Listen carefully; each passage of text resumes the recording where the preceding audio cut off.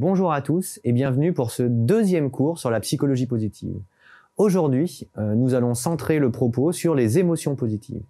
Pour faire un lien avec les deux vidéos précédentes, donc pour développer finalement le bien-être des individus, c'est important de s'appuyer sur le modèle PERMA de Martin Seligman. Donc Martin Seligman, il a mis en évidence qu'il y avait 5 facteurs principaux pour développer le bien-être. Aujourd'hui, on va se focaliser sur favoriser les émotions positives. Qu'est-ce que les émotions ? Les émotions, c'est une réaction physiologique et psychologique à une situation et plus précisément à la perception de la situation. Autrement dit, la manière de percevoir la situation va définir finalement quelle émotion je vais ressentir. Par exemple, si vous êtes dans une situation d'examen et que vous centrez finalement votre attention sur l'incertitude liée au résultat, alors il y a de grandes chances que vous ressentiez un petit peu d'anxiété à l'idée finalement de ne pas réussir l'examen. À l'inverse, si vous vous focalisez, vous vous concentrez finalement sur ce que vous avez appris, sur le parcours que vous avez mis en place, alors vous allez peut-être plutôt ressentir de la confiance ou de la sérénité parce que vous vous sentez bien préparé pour cet événement. Ce qu'il faut comprendre, c'est que les émotions sont caractérisées à la fois par l'interprétation de la situation et aussi par les expressions faciales. Autrement dit, ce que nous ressentons se voit sur notre visage. Et même si on essaye de contrôler ces émotions, ce n'est pas vraiment possible. Il existe ce qu'on appelle les micro-expressions qui vont arriver ou agir finalement, en tout cas qui vont être visibles par un observateur sur le visage. Donc, dernier élément pour cette introduction et cette définition sur les émotions, c'est la notion d'intelligence émotionnelle.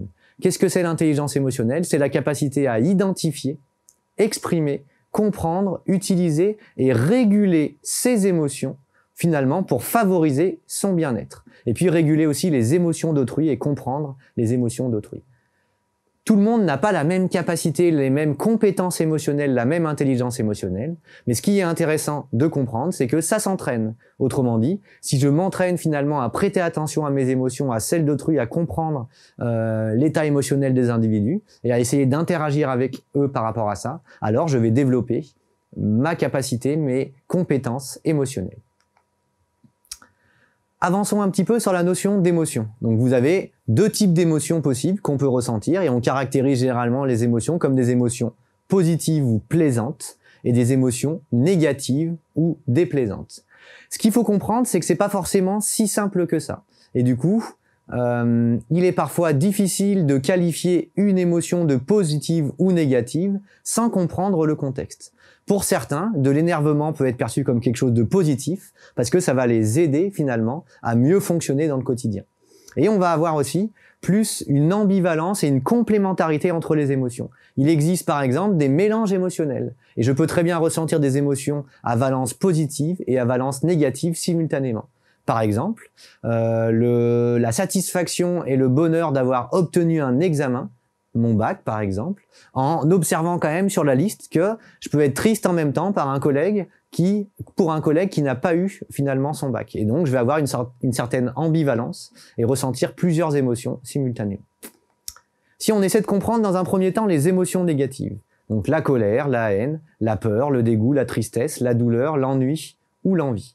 Donc ce qu'il faut comprendre, c'est qu'elles sont normales. Autrement dit, il est tout à fait normal et adapté de ressentir des émotions négatives, des émotions plaisantes. Et même, contrairement à ce qu'on pourrait croire, par exemple, si on prend Descartes, depuis une approche de Descartes, c'était l'idée de dire, pour bien vivre dans son quotidien, il faut séparer les émotions et les cognitions. Et les émotions vont perturber le fonctionnement individuel. Ce n'est pas le cas. Même les émotions négatives, aujourd'hui, on le sait qu'elles facilitent l'adaptation à l'environnement. Pourquoi ? Parce qu'elles permettent de déclencher des comportements spécifiques par rapport à une situation, qui vont finalement nous permettre de nous adapter à la situation.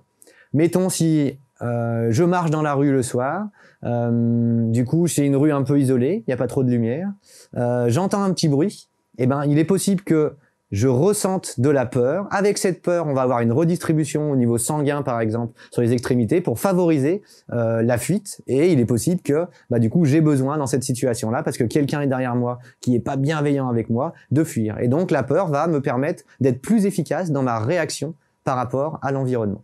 Et donc, la peur, la colère, le dégoût, la tristesse nous donnent des informations importantes sur notre manière de percevoir le monde. Les émotions positives, quant à elles, donc renvoient par exemple à la joie, la gratitude, la sérénité, l'espoir, la fierté, l'amusement ou l'admiration. Elles nous font du bien.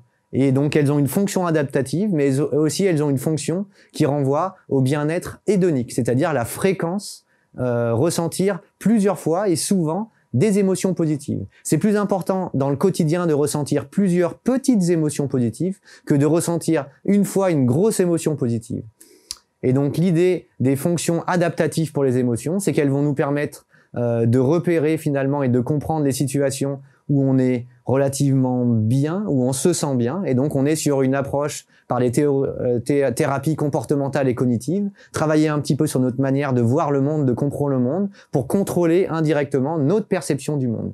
Et les émotions positives vont avoir deux fonctions principales, qui vont être résumées dans le fait d'ouvrir le champ des possibles, finalement. Elles constituent des informations importantes, et elles nous ouvrent vers les autres. Si on détaille un petit peu ces deux fonctions, donc la fonction des émotions positives, on a une première fonction qui serait un effet d'extension. Un petit jeu à présent pour vous présenter un petit peu cet élément-là. Si vous regardez la figure qui est en haut, vous avez donc finalement ici en haut, un peu plus loin, voilà là, vous avez trois carrés qui sont sous une forme de triangle. L'idée est de dire, je vais vous demander, à votre avis, est-ce que cette forme géométrique du haut ressemble plus à celle d'en bas à gauche, qui serait des triangles en forme de triangle, ou celle d'en bas à droite, qui serait des carrés en forme de carré. Je vous laisse 5 secondes pour vous décider.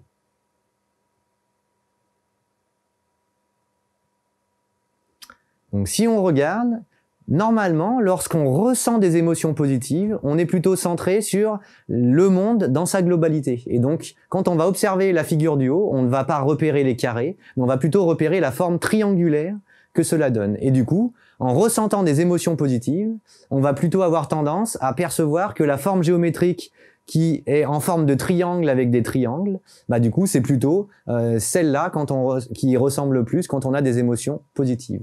À l'inverse, quand on ressent des émotions négatives, on est centré sur le détail et donc on va observer finalement des carrés dans la première forme géométrique. Et donc on va dire que la forme géométrique qui ressemble le plus, c'est celle également qui a des carrés. Même si dans sa globalité, elle ressemble finalement pas à un triangle comme ça pourrait être le cas pour la forme du haut.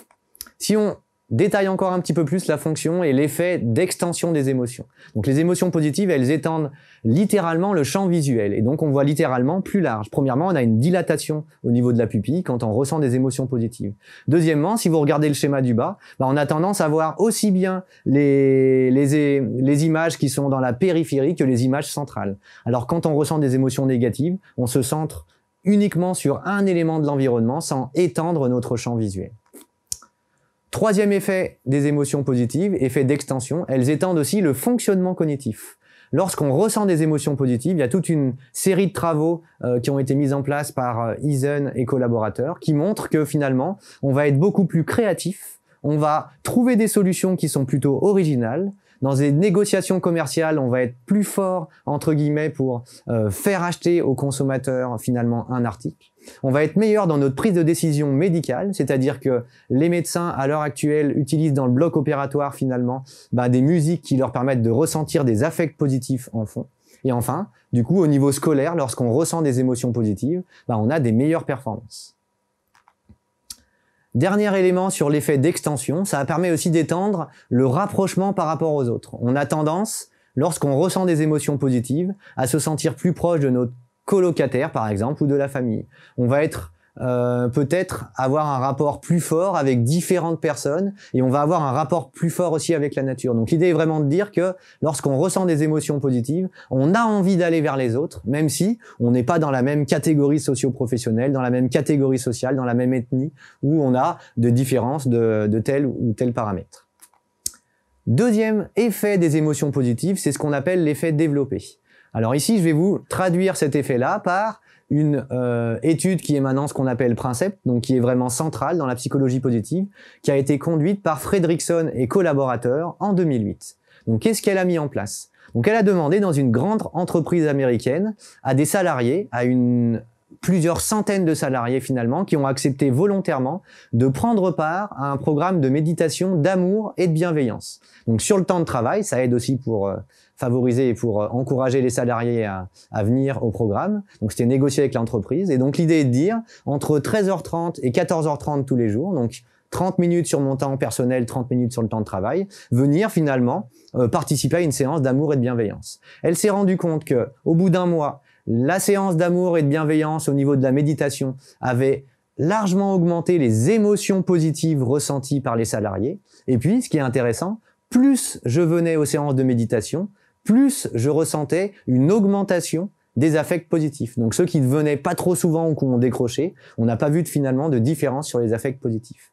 Et surtout, in fine, les émotions positives ressenties dans le quotidien grâce à la méditation d'amour et de bienveillance ont permis de développer les ressources attentionnelles, je suis plus concentré au travail, les ressources sociales, je suis plus enclin à partager ou à collaborer avec telle ou telle personne dans l'entreprise, les ressources physiques, je déclare moins d'accidents de travail, je déclare moins de jours de congé maladie, j'ai moins de petits bobos perçus dans mon quotidien, et puis enfin les ressources psychologiques, je suis plus heureux à venir au travail, je suis plus enclin à m'investir et avoir une vision optimiste finalement de mon travail. Dernier élément, pour bien comprendre la notion d'émotion positive, il faut finalement peut-être comprendre le rapport entre les émotions positives et les émotions négatives. C'est ce qu'on appelle le rapport de positivité. Et finalement, on a vu que les émotions négatives sont intéressantes et ont des fonctions, mais on se rend compte qu'il y aurait une sorte de rapport idéal. L'idée serait de dire, il faut ressentir 3 émotions positives pour une émotion négative pour bien fonctionner dans le quotidien. Notez que ça marche entre 3 et 5. Une illustration qui est assez frappante. Donc c'est Gottman qui a créé dans son laboratoire ce qu'on appelle les Love Labs, donc laboratoire sur l'amour. Qu'est-ce qu'il fait? Il reçoit des couples finalement dans son laboratoire. Donc il leur demande, donc il les filme avec des caméras, il leur demande de parler de quelque chose qui est un peu problématique dans le couple. Donc généralement l'éducation des enfants, comment on dépense l'argent dans le ménage. Et il observe ce qui se passe.